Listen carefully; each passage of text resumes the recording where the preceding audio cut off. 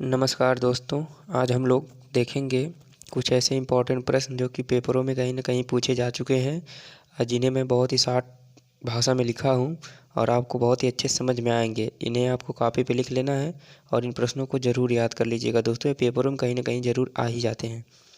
जैसे पहला प्रश्न है अष्टदिग्गज। अष्टदिग्गज किसके दरबार में थे? तो इसको आपको याद रखना होगा कि कृष्णदेव राय के दरबार में अष्टदिग्गज थे। दूसरा क्वेश्चन है कि अष्टप्रधान किसके दरबार में थे? तो यह शिवाजी के मंत्रियों का समूह था। शिवाजी के 8 मंत्रियों का समूह था जिन्हें हम अष्टप्रधान कहते हैं।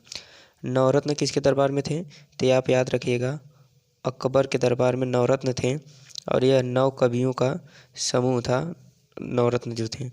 बाग बगीचों का स्वर्णकाल किसके शासनकाल को बाग बगीचों का स्वर्णकाल कहते हैं?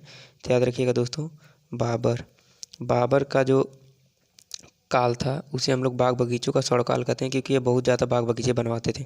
साहित्य का स्वर्णकाल किसके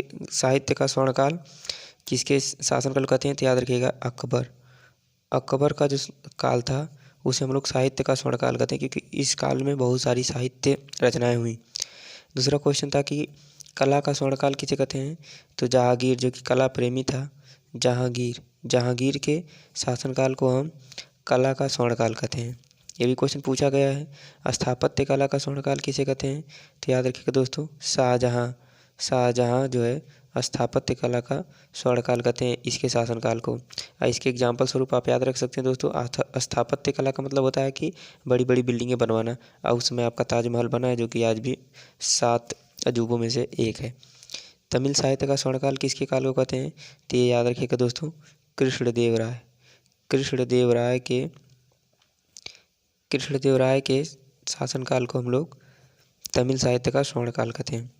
अगला क्वेश्चन है कि भारतीय इतिहास का स्वर्णकाल किसे कहते हैं? याद रखिएगा, गुप्त वंश को भारतीय इतिहास का स्वर्णकाल कहते हैं। मैसूर राज्य की स्थापना कौन किए थे? तो मैसूर राज्य की स्थापना राजा कोड़ियार ने किया था। अगला क्वेश्चन है कि विधान परिषद की सदस्यता के लिए कितनी उम्र होनी चाहिए? तो याद रखिएगा दोस्तों, 30 वर्ष होनी चाहिए। राज्यसभा के सदस्य के लिए कितनी उम्र होनी चाहिए? तो ये भी याद रखिएगा, इसके लिए भी 30 वर्ष की उम्र होनी चाहिए। लोकसभा का सदस्य बनने के लिए कितनी उम्र होनी चाहिए? तो इसके लिए आपको 25 वर्ष की उम्र होनी चाहिए। राष्ट्रपति के लिए कितनी उम्र होनी चाहिए? तो इसके लिए 35 वर्ष की उम्र होनी चाहिए। राज्यपाल बनने के लिए कितनी उम्र होनी चाहिए? तो इसके लिए भी आपको 35 वर्ष की उम्र होनी चाहिए। विधानसभा सदस्य बनने के लिए कितनी उम्र होनी चाहिए? तो इसके लिए आपकी उम्र 25 वर्ष होनी चाहिए।